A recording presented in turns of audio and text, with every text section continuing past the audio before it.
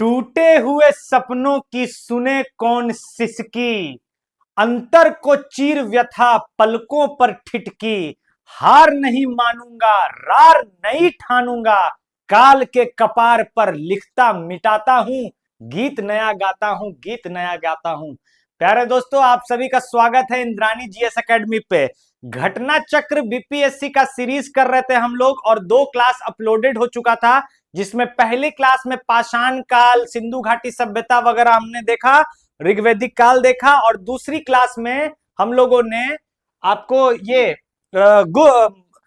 आपको बुद्ध धर्म और जैन धर्म को देखा, उसके बहुत इंपॉर्टेंट सवाल किए। आज जो सेशन होने वाला है आपको सारे एग्जाम के लिए बहुत महत्वपूर्ण होने वाला है, क्योंकि यहां से क्वेश्चन आता है। ये आज का सेशन है मौर्य काल और मौर्योत्तर काल।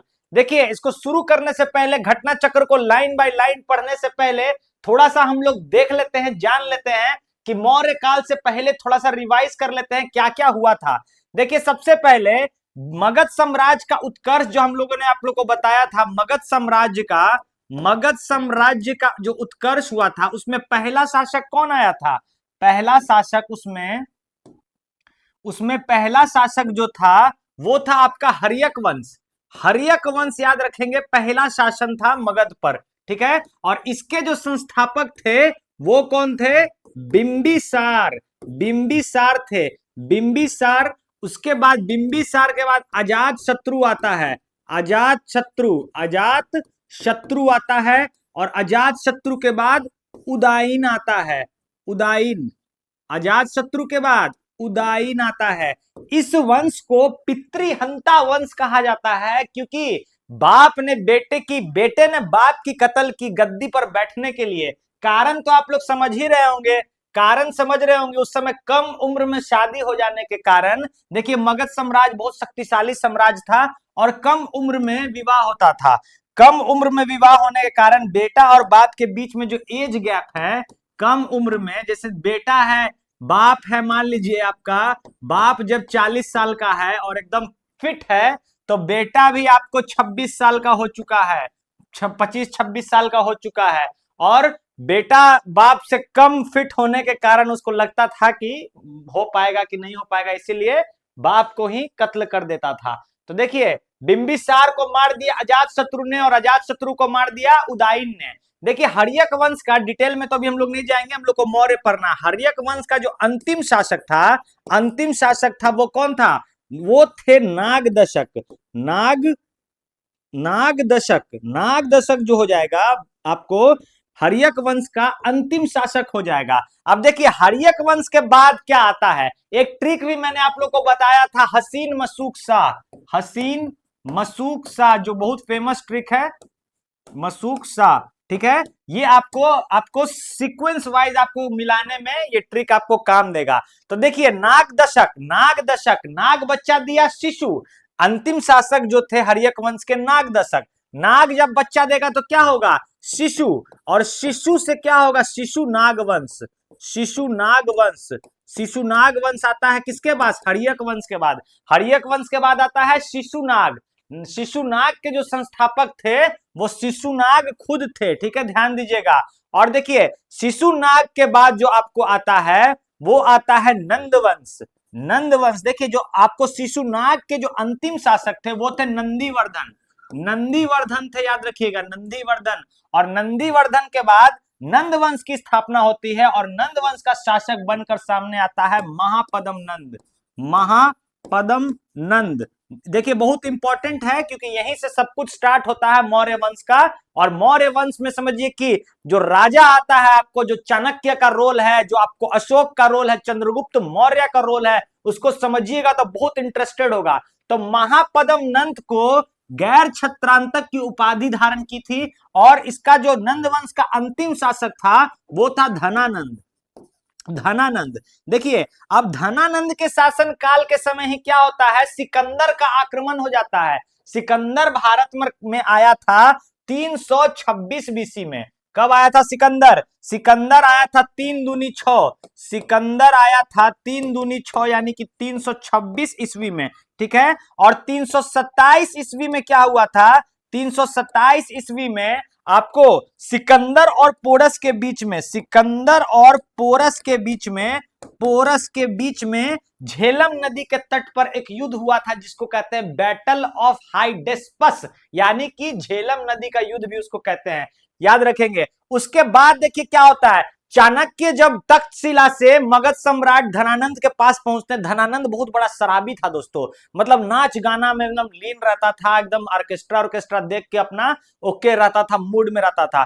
चाणक्य उसको आके बोलते हैं कि देखिए आपको जो है सिकंदर से संधि, सिकंदर ने पोरस को हराया और इससे संधि कर ली है, मतलब इसको मारा पीटा नहीं है, इससे संधि कर ली है, और अब वो क्या करेगा, मगध साम्राज्य के तरफ यानी कि भारत के तरफ बढ़ने वाला है।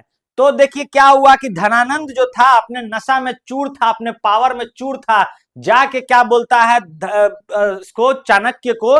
देखिए चाणक्य जो थे उनका नाम विष्णुगुप्त भी हम लोग को देखने को मिलता है, विष्णुगुप्त, और उनका नाम कौटिल्य, कौटिल्य भी किनको कहा जाता है, तो आचार्य चाणक्य को कौटिल्य, कौटिल्य याद रखिएगा। इन्हीं की पुस्तक जो थी अर्थशास्त्र, अर्थशास्त्र जो थी इन्हीं की पुस्तक थी, जिससे हम लोग को मौर्य साम्राज्य की जानकारी मिलती है। साथ साथ में विशाख दत्त द्वारा रचित आपको जो मुद्रा राक्षस है, मुद्रा राक्षस से भी हम लोग को क्या मिलती है, मुद्रा राक्षस से भी हम लोग को मौर्य वंश की जानकारी मिलती है। तो चाणक्य पहुंच गए मौर्य काल दरबार में, आपको नंद दरबार में, और धनानंद ने क्या किया, उनकी चेतावनी सुनने से अच्छा उल्टा क्या किया, उनको समझिए कि एक चांटा लगा दिया और उनको अपमान कर दिया।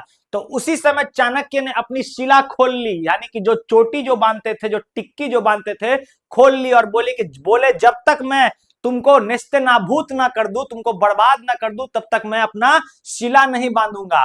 और वो चले जाते हैं कहां, आपको वापस चले जाते हैं सिकंदर की फौज के पास, और वहां पर एक अफवाह फैला देते हैं कि भारत की जो भूमि है, व्यास नदी के तट के आप अगर इस पार जाइएगा तो ये एक देव भूमि है। जो आपके सैनिक है, सिकंदर के सैनिक, वो क्या हो जाएंगे, तो अंधे हो जाएंगे, बहरे हो जाएंगे, उनको कोई ना कोई बीमारी हो जाएगी। और सिकंदर देखिए विश्व आपको लड़ाई कर रहा था, बहुत सारा लड़ाई करते आ रहा था, और जब मेंटल स्ट्रेस में जब होता है ना सैनिक, तो अंधविश्वास पे ज्यादा ध्यान जाता है लोगों का। जब देखिएगा ना कि आप बीमार रहिएगा, कुछ रहिएगा, आपको अगर कोई बोल देगा ना, अरे यार तुम पे तो कोई भूत का साया है, या कोई तुमको जोक टोटमा कर दिया है, तब उस समय आपको ज्यादा यकीन होगा, अरे सही में ऐसा मेरे साथ हो रहा है क्या, हम बीमार चल रहे हैं। लेकिन आप फिट उठ रहिएगा तो ये सब चीज अंधविश्वास पर ध्यान नहीं दीजिएगा। तो चाणक्य ने अपनी कूटनीति का इस्तेमाल करके भ्रम फैला दिया सिकंदर की सेना में कि अगर तुम व्यास नदी को पार करोगे तब तुमको कोई ना कोई बीमारी हो जाएगी, और साथ साथ में उसके खाने में भी ऐसी ऐसी कुछ कुछ मिलवा दिया, विष वाला चीज मिलवा दिया, जिससे बीमार पड़ने लगे, तब और यकीन हो गया। तो सैनिक जो थे व्यास नदी को पार करने से मना कर देते हैं, व्यास नदी को पार करने से मना कर देते हैं। एक और कारण यह माना जाता है कि सिकंदर की जो सेना थी ना, हाथी से परिचित नहीं थी, मतलब हाथी का युद्ध लोग नहीं देखा था, और पोरस के पास हाथी था, पोरस के पास हाथी था, तो बहुत मुश्किल हुआ इसको, छोटा सा राजा पोरस आपको सिकंदर को नाक कच्चने चबवा दिया लड़ाई में, झेलम के युद्ध में।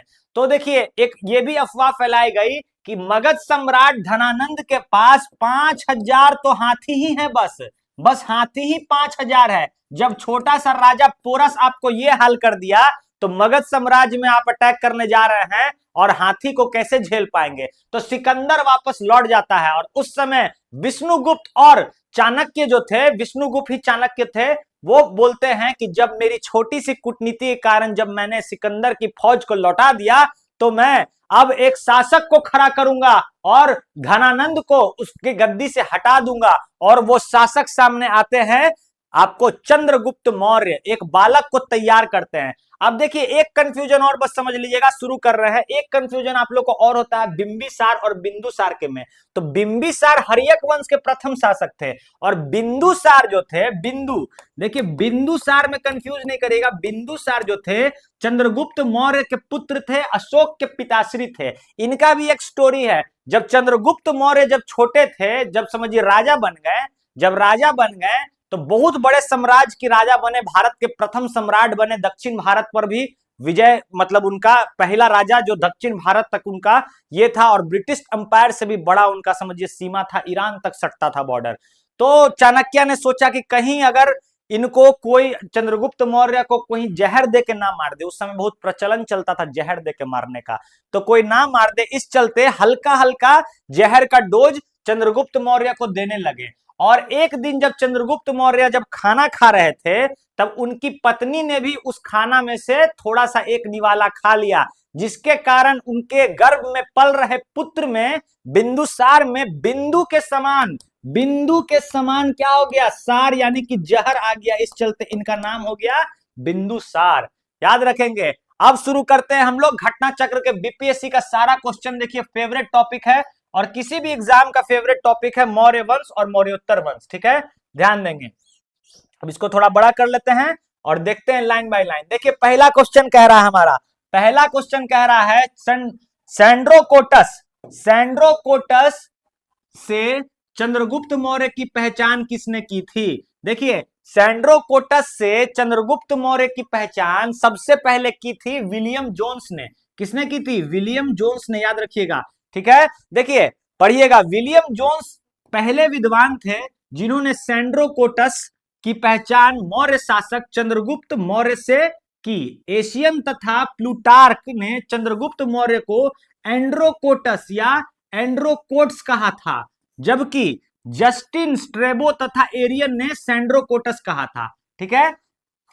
प्लूटार्क तथा जस्टिन ने चंद्रगुप्त मौर्य और सिकंदर महान की भेंट का उल्लेख किया था। मतलब प्लूटार्क और जस्टिन ने यह भी बताया था कि चंद्रगुप्त मौर्य और सिकंदर की एक बार भेंट हुई थी, लेकिन सबसे पहले सैंड्रोकोटस किसने कहा? तो विलियम जोन्स ने। और एंड्रोकोटस किसने कहा? तो एपियन एवं प्लूटार्क ने। तो याद रखेंगे, एपियन और प्लूटार्क ने चंद्रगुप्त मौर्य को कहा एंड्रोकोटस, और जस्टिन और विलियम जोन्स ये लोगों ने कहा आपको सैंड्रोकोटस। तो सबसे पहले किसने कहा? तो आपको विलियम जोन्स ने कहा। दोस्तों याद रखिएगा। अगला सवाल देखिएगा, भारत की पहली साम्राज्य की स्थापना किस शासक के द्वारा की गई थी? भारत का पहला साम्राज्य मतलब पूरा भारत का पूरा साम्राज्य किसने स्थापित किया था? तो मौर्य वंश ने। मगध शासन जब बड़ा हुआ, जब मौर्य वंश आया, तो ईरान तक उसकी सीमा हो चुकी थी। तो चंद्रगुप्त मौर्य, ये इसका राइट आंसर हो जाएगा। दोस्तों ध्यान दीजिएगा। आइए इसको पढ़ लेते हैं, चंद्रगुप्त मौर्य की गणना। चंद्रगुप्त मौर्य की गणना भारत के महान शासकों में होती है। वह मौर्य साम्राज्य का प्रथम सम्राट था। वह ऐसा प्रथम सम्राट था जिसने बृहत्तर भाग पर अपना शासन स्थापित किया, और जिसका विस्तार ब्रिटिश भारतीय साम्राज्य से भी बड़ा था, ब्रिटिश भारत से भी बड़ा था। उसके साम्राज्य की सीमा ईरान से मिलती थी। उसने भारत को सर्वप्रथम राजनीतिक से एक वध किया, मतलब राजनीतिक तौर पर पूरा भारत बनाने का श्रेय किसको जाता है? चंद्रगुप्त मौर्य को। देखिए सिकंदर की जब मृत्यु हो गई 323 बीसी में, 323 बीसी में, ईस्वी पूर्व में, जब सिकंदर की मृत्यु हो गई बेबीलोन में जब उसकी मृत्यु हो गई, तो इसका एक आपको सिपाही था, मतलब कमांडर इन चीफ था, सेनापति था, जिसका नाम था सेल्यूकस निकेटर। क्या नाम था उसका? सेल्यूकस निकेटर ने आपको अटैक किया भारत पर, फिर से अटैक किया भारत पर। उस समय कोई पियाख राजा नहीं था, उस समय चाणक्य के आपको शिष्य जो थे चंद्रगुप्त मौर्य इस पर बैठे थे, और दोनों के बीच में भयानक लड़ाई हुआ। और बीच लड़ाई में जब सेल्यूकस निकेटर हारने लगा, तो बोला बस बस बस बस बस, हम तो अटैक इसलिए किए थे क्योंकि हम देखना चाहते थे कि कौन ऐसा महावीर है जिससे हम अपनी पुत्री का विवाह करा सकें। तो अपनी बेटी हेलेना की शादी करा देता है। किससे? सेल्यूकस निकेटर की बेटी हेलेना। इसकी शादी हो जाती है चंद्रगुप्त मौर्य से, और बदले में दहेज में 4 राज्य देता है। 4 राज्य कौन कौन से थे? एरिया, एरोकेशिया, जड्रोसिया और पिरपस मदई। और बदले में 500 हाथी ये मांगता है कि हमको 500 हाथी दे दो और तुम 4 राज्य ले लो, और युद्ध समाप्त हो जाता है। तो इस तरह ईरान तक सीमा पहुंच जाती है भारत की। और चंद्रगुप्त मौर्य सोचिए, उतना बड़ा देश का राजा रात में सोता था कहां? पटना में। आज वो उस समय पाटलिपुत्रा कहलाता था, पाटलिपुत्रा, और आज देखिए पटना का क्या स्थिति हुआ है। अगला देखिए सवाल है, मौर्य साम्राज्य का संस्थापक कौन था? कहने की कोई बात नहीं है, चंद्रगुप्त मौर्य। और बृहदत्त था अंतिम शासक। अंतिम शासक कौन हो जाएगा? बृहद्रथ। बृहद्रथ हो जाएगा अंतिम शासक। अशोक तो महान था ही, और बिंदुसार अशोक के पिताश्री थे, याद रखिएगा। बिंदुसार जो थे आजीवक संप्रदाय के थे, आजीवक संप्रदाय के थे। इनको बराबर में कुछ गुफाएं दान में भी दिया था आजीवक संप्रदाय को वालों को, अशोक ने दान दिया था, क्योंकि इनके पिताजी जो थे बिंदुसार वो आजीवक संप्रदाय के को मानने वाले थे। वही चंद्रगुप्त मौर्य बाद में जैन बन गए थे, और संलेखना विधि से श्रवण बेलगोला में जाके कष्ट भोग के अपनी मृत्यु करा लिए। चलिए आगे देखेंगे, पेज नंबर 18, घटना चक्र बीपीएससी। दोस्तों जुड़े रहिएगा, एक एक क्वेश्चन लाइन बाय लाइन कराएंगे, और जब मॉडर्न हिस्ट्री का बारी आएगा, जब पॉलिटी का बारी आएगा, जब ज्योग्राफी का बारी आएगा, तो धुआं धागा खोल दिया जाएगा। मजा आएगा आपको क्लास में, एंशिएंट हिस्ट्री में भी मजा आएगा, बोर नहीं लेना है। यहां से क्वेश्चन पूछता है, मौर्य साम्राज्य की स्थापना चंद्रगुप्त मौर्य ने की थी। 321 ईस्वी से लेकर 184 ईस्वी पूर्व तक इसका शासनकाल चला। 321 बीसी से लेके 184 बीसी तक। अंतिम शासक कौन था? बृहद्रथ। अंतिम शासक बृहद्रथ था दोस्तों, ध्यान देंगे। अगला सवाल, क्वेश्चन नंबर 4 कह रहा है, निम्नलिखित में से किस मौर्य राजा ने दक्कन की विजय प्राप्त की? तो दक्कन की विजय किसने प्राप्त की? चंद्रगुप्त मौर्य ने। ये हम लोग को पता चलता है कैसे पता चलता है दक्कन में भी विजय प्राप्त की थी? तो रुद्रदामन का जूनागढ़ अभिलेख से। रुद्रदामन का जूनागढ़ अभिलेख से ये पता चलता है कि चंद्रगुप्त मौर्य ने एक सुदर्शन झील का निर्माण कराया था। सुदर्शन झील का निर्माण कराया था। देखिए पढ़िएगा, मौर्य साम्राज्य के संस्थापक चंद्रगुप्त मौर्य ने दक्षिण भारत यानी कि दक्कन की विजय प्राप्त की थी। इस संदर्भ में अशोक के अभिलेखों, जैन एवं तमिल साक्ष्यों से जानकारी प्राप्त होती है। ठीक है, दक्षिण भाग के, अब देखिए अशोक के अभिलेख के बारे में किसी को जानकारी ही नहीं थी कि इतना बड़ा राजा हुआ करता था भारत में, किसी को पता ही नहीं था। तो पता कैसे चलता है? 1750 में टी फैलेंथर ने 1750 में टी फैलेंथर ने अशोक की लिपि की खोज की थी। लिपि की खोज किसने की? टी फैलेंथर ने खोज की 1750 में, और 1837 में जेम्स प्रिंसेप ने उसको पढ़ लिया। जेम्स प्रिंसेप ने उसको पढ़ लिया, तब जाके पता चला कि बाप रे बाप, इतना बड़ा राजा, भारत में इतना बड़ा राजा था। सोचिए, जिसकी ईरान से सीमा लगती थी, जिसको पोलो चतुर्थ से भी बड़ा बताया है मेगास्थनीज ने, बाद में आगे चर्चा करेंगे। देखिए यहां क्या कह रहा है कि अशोक के आपको अभिलेखों से प्राप्त होती है, ठीक है, तमिल साक्ष्यों से भी प्राप्त होती है कि दक्षिण भाग पर भी कब्जा था। दक्षिण भाग के अनेक स्थलों से अशोक के अभिलेख प्राप्त हुए हैं, किंतु अशोक ने एकमात्र कलिंग विजय की थी। ऐसी स्थिति में दक्षिण में विजय का श्रेय हमें चंद्रगुप्त मौर्य को देना पड़ेगा, क्योंकि बिंदुसार की विजय अत्यंत संदिग्ध है एवं इतिहास में उसे एक विजेता के रूप में स्मरण नहीं किया जाता है।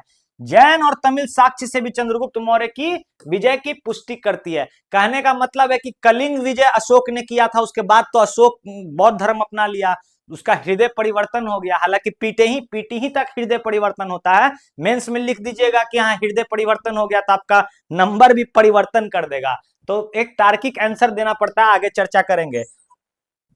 जिसे ग्रंथ में, देखिए अगला सवाल कह रहा है किसके ग्रंथ में चंद्रगुप्त मौर्य का विशिष्ट रूप से वर्णन है? जिसके ग्रंथ में चंद्रगुप्त मौर्य का विशिष्ट रूप से वर्णन है वो क्या है? तो विशाख दत्त की मुद्रा राक्षस में, विशाख दत्त की मुद्रा राक्षस में चंद्रगुप्त मौर्य का वर्णन है। दोस्तों याद रखिएगा, देखिए विशाख दत्त कृत मुद्रा राक्षस से चंद्रगुप्त मौर्य के विषय में विस्तृत सूचना प्राप्त होती है। इस ग्रंथ में चंद्रगुप्त मौर्य को महापद्म नंद का पुत्र माना गया है। मुद्रा राक्षस में चंद्रगुप्त को वृषल तथा कुलहीन भी कहा गया है। 18वीं शताब्दी में धुंडी राज ने मुद्रा राक्षस पर टीका लिखा था। मुद्रा राक्षस पर 18वीं शताब्दी में टीका लिखा था किसने? तो धुंडीराज ने। अच्छा, इसमें मुद्रा राक्षस में आपसे क्वेश्चन पूछ लेगा कि महापद्म नंद का ही पुत्र बताया गया है चंद्रगुप्त मौर्य को, क्योंकि एक छोटी जाति से थे और मतलब कहा जाता है कि उन्हीं का पुत्र था। ठीक है, कुलहीन नाम से भी किसको जाना जाता था? तो चंद्रगुप्त मौर्य को। वृषल और कुलहीन याद रखिएगा, मुद्रा राक्षस में वृषल और कुलहीन किसको कहा गया है? चंद्रगुप्त मौर्य को। आगे देखेंगे, मेगास्थनीज किसका दूत था? मैंने बता दिया आपको, सेल्यूकस निकेटर का दूत था मेगास्थनीज। किसका दूत था? मेगास्थनीज दूत था सेल्यूकस निकेटर का। देखिए, मेगास्थनीज जो था सेल्यूकस निकेटर द्वारा चंद्रगुप्त मौर्य की राजसभा में भेजा गया यूनानी राजदूत था। ठीक है, जिसके पूर्व वह अराकोसिया के क्षत्रप के राज दरबार में सेल्यूकस निकेटर का राजदूत रह चुका था। याद रखेंगे, सेल्यूकस निकेटर ने मेगास्थनीज को भेजा था भारत। हेलना से सब शादी कराया था तो एक राजदूत को भेजा था जिसका नाम था मेगास्थनीज, और मेगास्थनीज की रचना है इंडिका। मेगास्थनीज ने भारतीय समाज को कितनी श्रेणी में बांट दिया था भाई?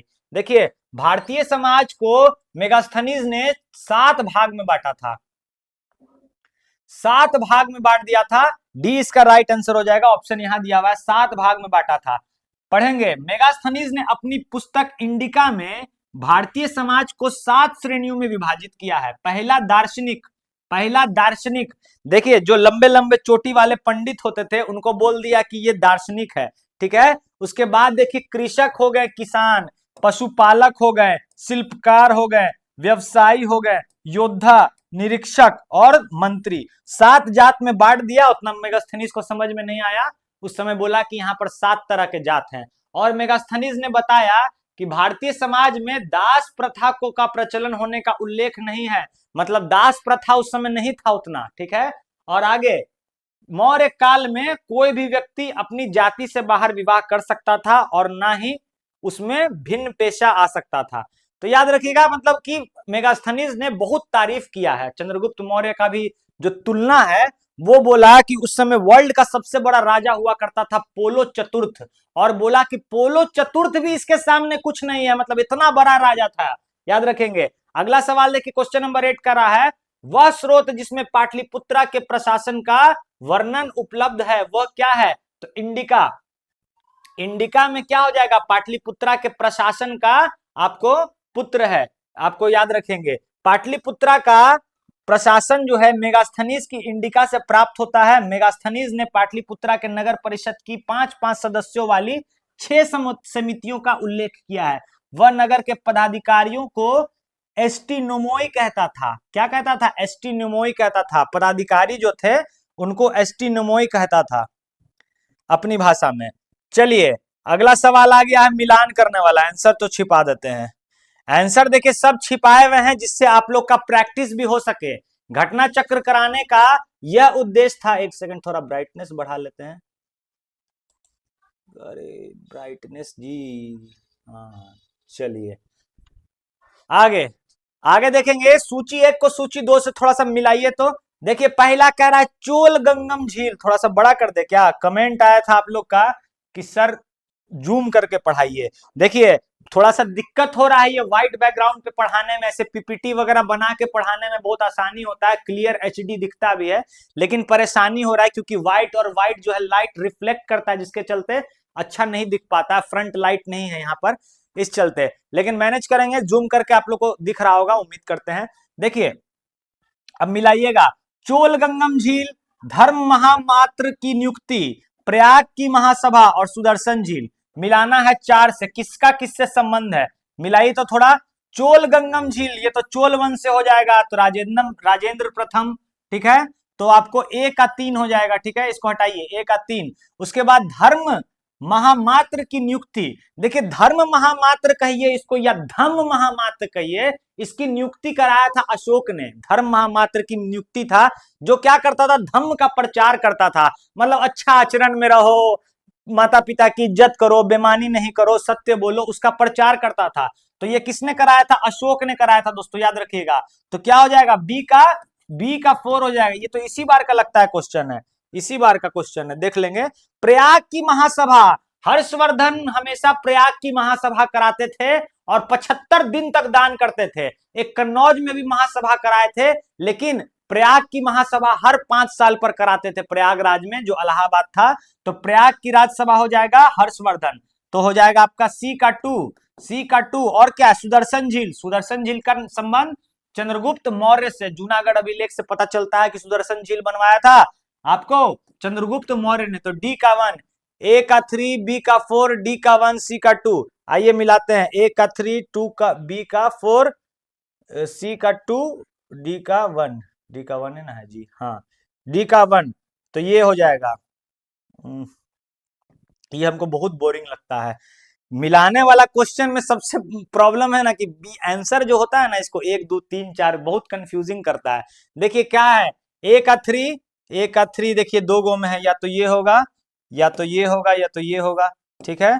बी का 4, बी का 4, बी का 4 इसमें भी है। चलिए अब सी देखते हैं, सी का 2, सी का 2 मात्र देखिए इसमें है, तो ए आंसर हो जाएगा, ए आंसर हो जाएगा। देख लेंगे, देखिए है ना, 25 में ही पूछा है, 71वीं बीपीएससी का क्वेश्चन है, बहुत प्यारा क्वेश्चन है। अगला देखिए क्या है, चोल गंगम झील राजेंद्र प्रथम, चोल वंश के राजा थे राजेंद्र प्रथम, ठीक है। आगे पढ़ेंगे गुप्त काल में। आपको धर्म महामात्र की नियुक्ति किसने कराई थी? अशोक ने कराई थी। प्रयाग की महासभा कौन कराते थे? सम्राट हर्षवर्धन कराते थे। और सुदर्शन झील का निर्माण चंद्रगुप्त मौर्य द्वारा कराया जाता था दोस्तों। चलिए आगे चलेंगे। अगर सेशन पसंद आ रहा होगा दोस्तों तो जरूर लाइक करिएगा, क्योंकि बस वही आपका समझिए कि जो एक सपोर्ट है जिससे हमें शक्ति मिलती है। नहीं तो समझिए कि यहाँ ऑक्सीजन लेस स्टूडियो में पढ़ाना बहुत मुश्किल होता है विदाउट एसी। आप देख ही रहे होंगे। चलिए, बात गर्मी की नहीं है, बात है कि ऑक्सीजन ही नहीं मिलता है, क्योंकि चारों तरफ से पैक है। आगे देखेंगे। बस आपका अगर पसंद आ रहा होगा तो लाइक जरूर करिएगा और अपने दोस्तों को शेयर जरूर करिएगा। आगे देखते हैं अगला क्वेश्चन, क्वेश्चन नंबर 10। अभिलेख जिससे यह प्रमाणित होता है कि चंद्रगुप्त का प्रभाव पश्चिम भारत पर भी था। किस अभिलेख से यह प्रमाणित होता है कि चंद्रगुप्त का जो प्रभाव था वो पश्चिम भारत तक भी था? तो ये रुद्रदामन के जूनागढ़ अभिलेख से प्राप्त होता है। रुद्रदामन के जूनागढ़ शिलालेख से प्राप्त होता है दोस्तों। 150 ईस्वी में रुद्रदामन प्रथम के जूनागढ़ शिलालेख से यह ज्ञात होता है कि चंद्रगुप्त मौर्य के सौराष्ट्र स्थित प्रांतीय राज्यपाल पुष्यगुप्त ने वहां सुदर्शन झील बनवाई थी। और बाद में अशोक के गवर्नर यवनराज तुष्यासप ने इस जलाशय के साथ नहरों का भी निर्माण कराया था। इस प्रांत के अंतर्गत इस प्रांत को अनार्त तथा सुराष्ट्र कहा गया, यानी कि गुजरात का जो क्षेत्र था। इससे पश्चिम भारत पर चंद्रगुप्त मौर्य के आधिपत्य की प्रमाण मिलता है। जो पश्चिम भारत है, जो वेस्ट है, ये समझिए जो पूरा एरिया जो था ये क्या कहलाता था? ये आपको सुराष्ट्र कहलाता था। सुराष्ट्र अभी सौराष्ट्र कहलाता है। और इसको किस नाम से जाना जाता था? आनर्त, आनर्त के नाम से जाना जाता था। तो इससे हम लोग को किससे पता चलता है? रुद्रदामन के जूनागढ़ अभिलेख से पता चलता है। आगे देखिएगा, वही क्वेश्चन है, किस अभिलेख में कलिंग विजय का वर्णन है? अच्छा, कलिंग विजय का वर्णन देखिए, कलिंग विजय का वर्णन आपको किस अभिलेख में है? देखिए, कलिंग विजय का वर्णन मास्की में नहीं है, रुद्रदामन में भी नहीं है, जूनागढ़ में भी नहीं है, नहीं है, हाथी गुम्फा में भी नहीं है। तो ई इसका राइट आंसर हो जाएगा। क्योंकि देखिए, कलिंग विजय जो है 13वां शिलालेख जो है, 13वां जो शिलालेख है उससे पता चलता है। आइए देख लेते हैं। अशोक की कलिंग विजय का उल्लेख के 13वें वृहद शिलालेख से प्राप्त होता है। हाथी गुम्फा अभिलेख से चेदी राज खारवेल का, चेदी सम्राट जो थे खारवेल का मिलता है। उनकी आत्मकथा की प्रस्तुति मिलती है। यह गुफा भुवनेश्वर के पास उदयगिरी पहाड़ी पर स्थित है। हाथी गुम्फा अभिलेख के बारे में बता रहा है। रुद्रदामन तो आप लोग जानते ही हैं, जूनागढ़ अभिलेख देखिए दोनों एक ही है, ठीक है। और यह हाथी गुम्फा अभिलेख से किसकी जानकारी मिलती है? तो चेदी के राजा खारवेल की जानकारी मिलती है दोस्तों, याद रखिएगा। आगे देखते हैं, निम्न में से कौन क्षेत्र अशोक के साम्राज्य में सम्मिलित नहीं था?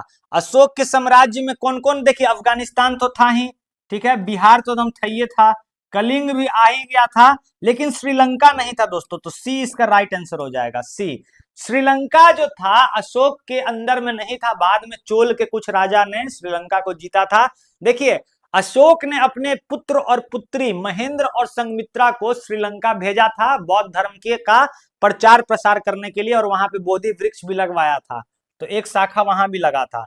श्रीलंका अशोक के साम्राज्य में श्रीलंका अशोक के साम्राज्य में सम्मिलित नहीं था। अशोक के द्वितीय शिलालेख से यह स्पष्ट होता है कि भारत में अशोक का अधिकार चोल, पांड्य, सत्यपुत्र, केरलपुत्र और ताम्रपर्णी श्रीलंका को छोड़कर सर्वत्र था। इन राज्यों का प्रत्यंत सीमावर्ती राज्य कहा गया है। अब देखिए मतलब देखिए अशोक के द्वितीय शिलालेख से यह स्पष्ट हो जाता है कि पांड्य में उसका शासन नहीं था, सत्यपुत्र में नहीं था, केरलपुत्र में नहीं था, और ताम्रपर्णी यानी कि श्रीलंका को उस समय ताम्रपर्णी कहा जाता था। ये चार जगह को छोड़ के अशोक का जो शासन काल था, मतलब क्षेत्र था, साम्राज्य था, चारों तरफ फैला हुआ था। और ये सब जो क्षेत्र थे ये क्या थे? सीमा थे, यानी कि बॉर्डर थे, ये बॉर्डर थे, याद रखिएगा।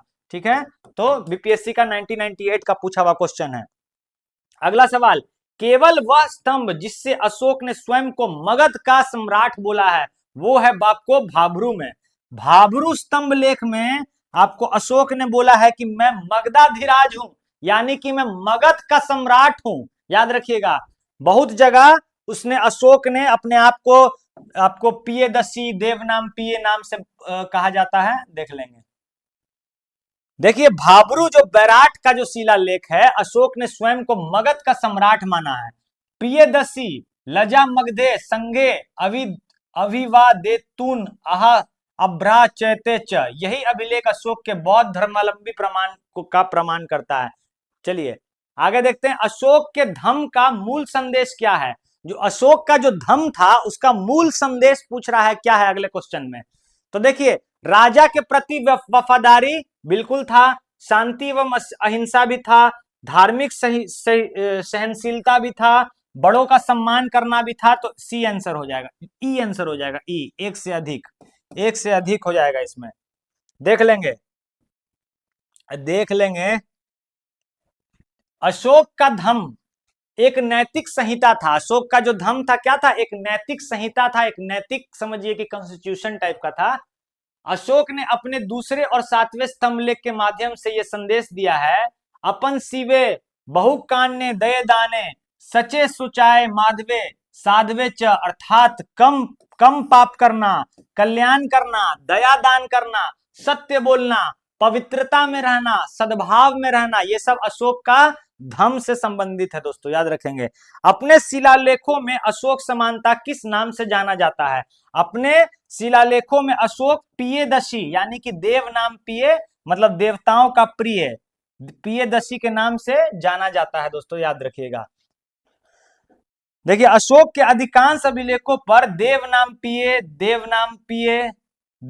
पियदशी अथवा देखने में सुंदर तथा राजा के आदि उपाधियों से संबोधित किया गया था। पुराणों में उसे अशोक वर्धन कहा गया है। पुराण जो है हमारे 18 पुराण, उसमें अशोक वर्धन कहा गया है अशोक को। देखिए अगला क्वेश्चन, अशोक के शिलालेख में प्रयुक्त भाषा क्या है? अशोक की जो भाषा थी मेनली वो प्राकृत भाषा थी। कैसी भाषा थी? प्राकृत भाषा थी, याद रखिएगा। जितने भी इसके शिलालेख मिले हैं सारे के सारे प्राकृत भाषा में मिले हैं, दो शिलालेख को छोड़कर। वो कौन कौन से हैं आपको? मनसेहरा और सहबाजगढ़ी। मनसेहरा और सहबाजगढ़ी। मनसेहरा और सहबाजगढ़ी को छोड़ के जितनी भी लिपि है वो कैसी लिपि है? प्राकृत भाषा है, प्राकृत भाषा है और ब्राह्मी लिपि है, ब्राह्मी लिपि है। लेकिन ये दोनों क्या है? खरोष्टी लिपि है। खरोष्टी लिपि आपसे पूछेगा कहां कहां है, तो मनसेहरा और सहबाजगढ़ी में खरोष्टी लिपि है, याद रखेंगे दोस्तों, मनसेहरा और सहबाजगढ़ी।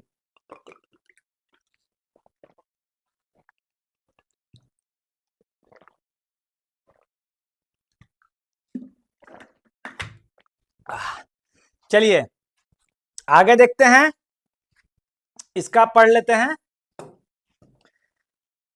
अशोक का इतिहास मुख्यतः उनके अभिलेखों से ही ज्ञात होता है। उनके शिलालेख, उनके अभिलेखों का विभाजन 3 वर्गों में किया जा सकता है। एक है शिलालेख, दूसरा है स्तंभ लेख और तीसरा है गुहा लेख। शिलालेख जो था 14 विभिन्न लेखों का एक समूह है जो 8 जगह से प्राप्त हुआ है। शिलालेख मतलब, शिला मतलब बड़े बड़े पत्थर जो होते थे उसको शिलालेख कहा जाता था। अशोक क्या करता था ना, अपने बड़े बड़े पत्थर पर अपना फरमान लिख देता था, अपना आदेश लिख देता था, अपनी जानकारियां साझा करता था। तो कहां कहां से मिला है देख लेंगे एक बार, ठीक है। सहबाजगढ़ी से मिला है, मनसेहरा से मिला है, कालसी से मिला है, गिरनार से मिला है, धौली से मिला है, जोगढ़ से मिला है, एरीगुडी से मिला है और सोपारा से मिला है, याद रखिएगा, ठीक है। अशोक के अधिकांश अभिलेख प्राकृत भाषा में थे, ठीक है, एवं ब्राह्मी लिपि में थे, याद रखेंगे। लेकिन 2 अभिलेख मात्र, सहबाजगढ़ी और मनसेहरा, ये किस लिपि में थे? खरोष्टी लिपि में थे, याद रखिएगा। खरोष्टी लिपि को दाएं से बाएं लिखा जाता था, उल्टा उल्टा लिखा जाता था, जैसे उर्दू लिखा जाता है वैसे ही। आगे देखेंगे, देखिए, तक्षशिला से अरमाइक लिपि में लिखा गया एक भन्न अभिलेख शरेकुना नामक स्थान से यूनानी तथा अरमाइक लिपि में लिखा गया द्विभाषीय यूनानी प्लस सीरियाई अभिलेख तथा लागमान नामक अरमाइन लिपि में लिखा गया अशोक का अभिलेख प्राप्त हुआ है। मतलब अरमाइक लिपि में आपको प्राप्त हुआ है मात्र एक अभिलेख, आपको ये प्राप्त हुआ है। बाकी आपको जो है अरमाइक लिपि को ही खरोष्टी लिपि कहते हैं, जैसे अरमाइक लिपि था उसी तरह खरोष्टी लिपि था। 2 जगह से मिला है आपको, मनसेहरा और सहबाजगढ़ी, ये याद रखेंगे आप। अशोक के स्तंभ पर कौन सी लिपि लिखी गई है? तो कौन लिपि लिखी गई है? ब्राह्मी लिपि, ब्राह्मी लिपि लिखी गई है। प्राचीन भारत में निम्नलिखित में से कौन सी लिपि दाएं की से बाएं ओर लिखी जाती थी? तो खरोष्टी लिपि, खरोष्टी लिपि जो थी दाएं से बाएं लिखी जाती थी। देखिए, प्राचीन भारत में खरोष्टी लिपि दाएं से, प्राचीन भारत में खरोष्टी लिपि दाएं से बाएं लिखी जाती थी। इसे पढ़ने का श्रेय जेम्स प्रिंसप को 1835 में और ग्रांटे फोर्ड को 1836 में और लॉसन को 1838 आदि विद्वानों को दिया जाता है। मतलब तीनों ने पढ़ा था ये चीज। ये मुख्यतः उत्तर पश्चिम भारत की लिपि थी। उत्तर पश्चिम जो थे आपको, अफगानिस्तान के बाद के जो क्षेत्र थे वहां की लिपि अरमाइक लिपि थी और खरोष्टी लिपि थी, ठीक है, भाषा अरमाइक थी। क्वेश्चन नंबर 19 क्या कह रहा है? निम्नलिखित में से प्राचीन भारत की कौन सी लिपि दाएं से बाएं? तो खरोष्टी हो जाएगा, ठीक है। अशोक के अभिलेखों में पहली बार इनको पढ़ा था, पहली बार किसने पढ़ा था? तो जेम्स प्रिंसेप ने पढ़ा था। अशोक की लिपियों को, अभिलेखों को पहली बार पढ़ा था 1837 में जेम्स प्रिंसेप ने, ठीक है। देखेंगे, अशोक के अभिलेखों को यानी कि ब्राह्मी लिपि को पहली बार पढ़ने का श्रेय जेम्स प्रिंसेप को दिया जाता है। 1837 में उन्होंने दिल्ली टोपरा अभिलेख को पढ़ने में सफलता प्राप्त की थी। दिल्ली और टोपरा का जो अभिलेख था, जिसको फिरोज शाह तुगलक लेके चला जाता है कहा? आपको मेरठ, मेरठ को ही दिल्ली में शिफ्ट कर देता है। अगला, मेरठ और टोपरा का अभिलेख था ये, मेरठ और टोपरा का अभिलेख था जिसको दिल्ली लाता है फिरोज शाह तुगलक, एफएसटी, ठीक है। आगे हम लोग पढ़ेंगे मेडाइवल हिस्ट्री में। ब्राह्मी लिपि को सर्वप्रथम किसके द्वारा, एक सेकंड दोस्तों, आंख में एकदम, चलिए आंख बंद हो जा रहा है स्वेटिंग के कारण। चलिए, ब्राह्मी लिपि को सर्वप्रथम किसने पढ़ा था? ब्राह्मी लिपि को सर्वप्रथम किसने पढ़ा था? तो जेम्स प्रिंसेप ने, जेम्स प्रिंसेप ने पढ़ा था, देख लेंगे,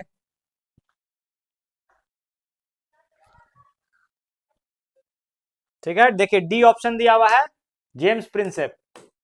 आगे, पाटलिपुत्रा को किस शासक ने सर्वप्रथम अपनी राजधानी बनाई थी? देखिए, उदयन ने सर्वप्रथम पाटलिपुत्रा को अपनी राजधानी बनाई थी, लेकिन उदयन ऑप्शन में नहीं है तो चंद्रगुप्त मौर्य हो जाएगा दोस्तों, याद रखिएगा। पाटलिपुत्रा को राजधानी सबसे पहले उदयन ने बनाया था, लेकिन ऑप्शन में नहीं है तो चंद्रगुप्त मौर्य हो जाएंगे, सेम चीज लिखा हुआ है। मौर्य वंश का अंतिम शासक कौन था भाई? बृहद्रथ, बृहद्रथ जो था मौर्य वंश का अंतिम शासक था दोस्तों, याद रखिएगा। अंतिम मौर्य शासक बृहद्रथ था। बृहद्रथ की हत्या करके उसकी सेनापति पुष्पमित्र शुंग ने 184 ईस्वी पूर्व में मौर्य वंश की संस्थापक चंद्रगुप्त मौर्य था। मतलब 184 ईस्वी पूर्व में पुष्पमित्र शुंग ने क्या किया? तो बृहद्रथ की हत्या कर दी। ये लोग बौद्ध हुआ करते थे और जो पुष्पमित्र शुंग थे वो एक ब्राह्मण थे। और उनका मानना था कि अहिंसा के कारण, अहिंसा का अपनाने के कारण जो है बौद्ध धर्म, भारत देश हमारा बहुत कमजोर हो चुका है, हमें फिर से महाभारत के काल में जैसे कृष्ण ने अर्जुन को युद्ध की नीति बताई थी, तो हम लोग को फिर से मारा मारी काटा काटी शुरू करना पड़ेगा।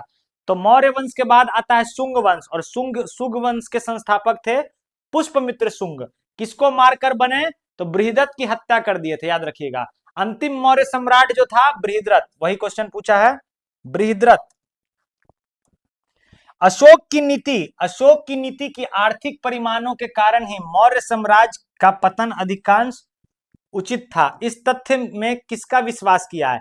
देखिए, मतलब एक आपको लेखिका थी जिनका नाम था रोमिला थापर, ये इसका राइट आंसर हो जाएगा। रोमिला थापर ने बताया है कि अशोक ने अपने 8वें साल में जो कलिंग पर युद्ध किया था ना, उसके बाद जो उसका हृदय परिवर्तन हो गया, मतलब लाखों लोग को मार के कलिंग की जनता उतर गई थी राजा से लड़ने के लिए, और लाखों लोग मतलब लाश का कीचड़ बन गया था। तो लाश का कीचड़ बन जाने के कारण बहुत हत्याएं हुई, जिसके कारण अशोक ने क्या किया? बौद्ध धर्म अपना लिया। लेकिन अब अगर आप उसके देखिएगा मनसेहरा और सहबाजगढ़ अभिलेख को, वहां पर बताया है कि भूलना नहीं, मैं वही चंड अशोक हूं। मतलब ये भी बताया है कि कभी भी हम शस्त्र उठा सकते हैं अगर तुम मेरे पे अटैक करोगे। तो जब तक अशोक रहा तब तक सब कुछ ठीक रहा। अशोक के बाद कुणाल आए और भी कुछ राजा आए, जब बृहदत्त के आते आते तक मौर्य वंश बहुत कमजोर हो चुका था, वही रोमिला थापर जी बता रही हैं। आगे देखेंगे, कुछ क्वेश्चन और बच गया है, एक क्वेश्चन और है, फिर मौर्योत्तर काल को देखेंगे। मौर्य काल में शिक्षा का सर्वप्रथम केंद्र क्या था? तक्षशिला। शिक्षा का प्रथम केंद्र जो था तक्षशिला था, वहीं के आचार्य थे आचार्य चाणक्य। देखिए, और वैशाली के बारे में यहाँ दिया है, वैशाली वर्तमान में बिहार का एक जिला है। प्राचीन काल में वैशाली बुद्ध धर्म और जैन धर्म से जुड़ा था। 6ठी शताब्दी में वज्जी संघ के अंतर्गत एक प्रमुख गणराज्य था, बताया मैंने, आप लोगों को पढ़ाया था। वज्जी के बारे में आप लोग जानते ही हैं, वज्जी 16 महाजनपद में से एक वज्जी महाजनपद भी था, जिसकी राजधानी क्या थी? जिसकी राजधानी थी वैशाली। ठीक है, उसी के बारे में दिया हुआ है, आगे देखेंगे। देखिए, मौर्योत्तर काल के बारे में देख लेते हैं। प्राचीन भारत में निम्नलिखित में से राजवंश पर विचार करिए। शुंग, मौर्य, कण्व, कुषाण। तो सबसे पहले कौन हो जाएगा? मौर्य हो जाएगा, तो 2। मौर्य के बाद कौन आता है? मौर्य के बाद शुंग वंश आता है, तो 2 के बाद 1। शुंग वंश के बाद कण्व वंश आता है 4, और कुषाण तो बहुत बाद में आता है, तो 2143 2121 ये हो जाएगा 2143 2143 इसका राइट आंसर हो जाएगा। ठीक है, ये सब तो आप लोग ट्रिक से कर ही लीजिएगा, इसको देखिएगा, पढ़ लेंगे। आगे देखते हैं। ताम्रपत्र लेख दर्शाता है कि प्राचीन काल में बिहार के राजाओं का संपर्क था किससे? देखिए, ताम्रपत्र लेख दर्शाता है कि प्राचीन काल में बिहार यानी कि मगध के जो राजा थे, उनका जो संबंध था, संपर्क था, जावा सुमात्रा से था, जो अभी इंडोनेशिया का क्षेत्र है। देखिए, पाल वंशी शासक देवपाल बौद्ध धर्म के मतानुयायी थे। लेखों में उसे परम सौगात कहा गया है। इसने जावा के शैलेंद्र वंशी शासक बाल पुत्र देव के अनुरोध पर उसे नालंदा में एक बौद्ध विहार बनवाने के लिए दान में दिया था। तो कहां के राजा थे? जावा के शैलेंद्र वंश के जो राजा थे, जिनका नाम था बाल पुत्र देव। बाल पुत्र देव ने ही नालंदा में एक बौद्ध विहार बनाने के लिए अपने जो शासक थे धर्मपाल को, पालवंशी देवपाल को कुछ जो थे आपको ये किया था, दान में दिया था। आगे देखेंगे, स्वर्ण भूमि का वह राजा कौन था जिसने नालंदा में एक बौद्ध विहार की स्थापना तथा उसके रख रखाव हेतु अपने दूत देवपाल को 5 गांव दान में दिए थे? तो कौन हो जाएंगे? बालपुत्र देव। याद रखिएगा, नालंदा विश्वविद्यालय की बात नहीं कर रहा है, वहां पे एक बौद्ध धर्म का जो आपको जो एक बौद्ध मठ बनाने का बात हो रहा है यहाँ पर।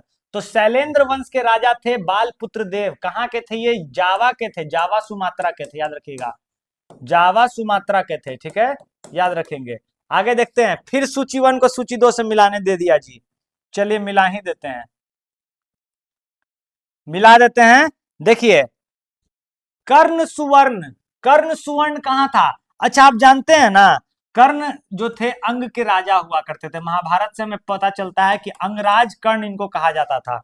और अंग का जो क्षेत्र है वो आपको बंगाल के बॉर्डर पर है, यानी कि आपको देखिएगा तो मुंगेर और भागलपुर का जो क्षेत्र है वही अंग का क्षेत्र है, तो उसके बाद बंगाल आता था। तो ये समझिए इसका संबंध जो एरिया था कर्ण सुवर्ण, ये पश्चिम बंगाल में हो जाएगा। ठीक है, उसके बाद देखिए गिरनार तो आप लोग जानते ही हैं गुजरात में हो जाएगा इसका।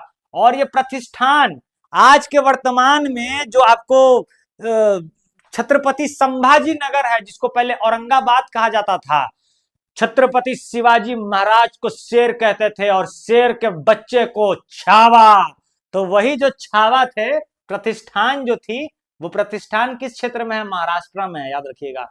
ठीक है, और प्रज्ञा ज्योतिष जो है ये असम का प्राचीन नाम था। ठीक है, तो मिला लीजिएगा हम लोग, आप देखिए डायरेक्ट बता दे रहे हैं आपको, कर्ण सुवर्ण हो जाएगा पश्चिम बंगाल, प्रज्ञा ज्योतिष जो हो जाएगा वो असम से हो जाएगा, गिरनार हो जाएगा गुजरात और प्रतिष्ठान हो जाएगा महाराष्ट्र। चलिए आगे चलते हैं, नेक्स्ट क्वेश्चन, इसको पढ़ लीजिएगा, वही चीज लिखा हुआ है। किस अभिलेख में रुद्रदामन प्रथम के विभिन्न उपलब्धियों वर्णित है? किस रुद्रदामन प्रथम का जूनागढ़ अभिलेख, गुजरात का जूनागढ़ अभिलेख, गुजरात के जूनागढ़ अभिलेख से रुद्रदामन प्रथम के अभिलेख प्राप्त हुए हैं।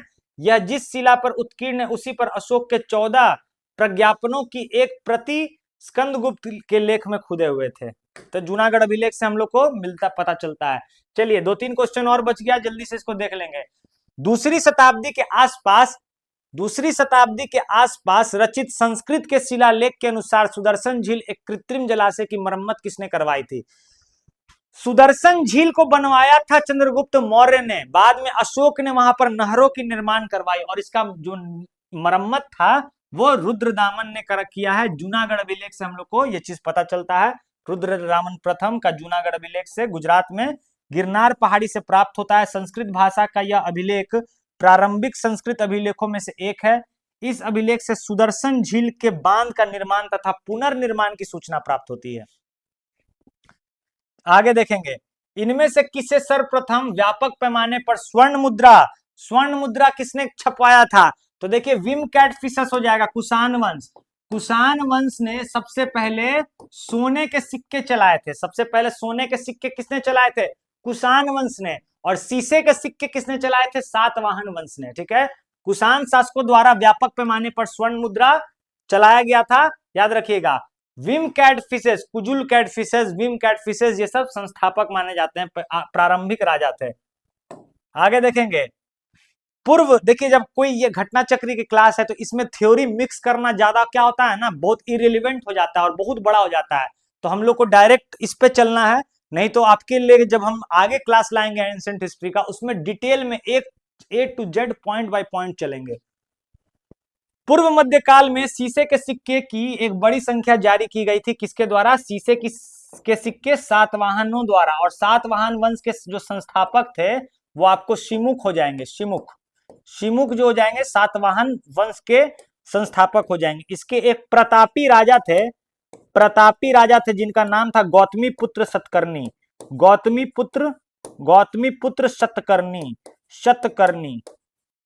शतकर्णी, याद रखेंगे। ठीक है, देखिए पूर्व गुप्त काल से पहले शीशे के सिक्के की बड़ी संख्या सातवाहनों ने चलाई थी।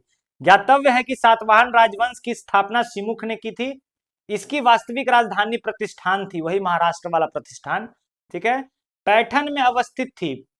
पुराणों में इस राजवंश को आंध्र भृत्य या आंध्र जयती भी कहा जाता है। ठीक है, इस वंश को, किस वंश को? सातवाहन वंश को पुराणों में आंध्र जयती भी कहा जाता है। आगे देखेंगे, शुंग वंश के बाद किस वंश का आया? शुंग वंश के बाद आया कण्व वंश, और कण्व वंश के संस्थापक थे वासुदेव कण्व, याद रखिएगा। ठीक है, आगे चलते हैं। एक ही क्वेश्चन और बचा, आगे क्या चलते हैं? एक ही क्वेश्चन बचा, खत्म हो गया जी। देखिए अब गुप्त और गुप्तोत्तर काल कल करेंगे, फिर एक क्लास छोटी सी और आएगी और एंशिएंट हिस्ट्री हो जाएगा खत्म। फिर मिडाइवल करेंगे और शुरू करेंगे मॉडर्न हिस्ट्री का आगाज बेहतरीन ढंग से। और आपको देखिए साइंस के अलावा आपको सारा कुछ करा दिया जाएगा, क्योंकि साइंस हम हिंदी में नहीं पढ़े हैं, साइंस हम इंग्लिश मीडियम में पढ़े हैं, तो हम बेईमानी नहीं कर सकते हैं आप लोग के साथ कि हाँ कुछ भी।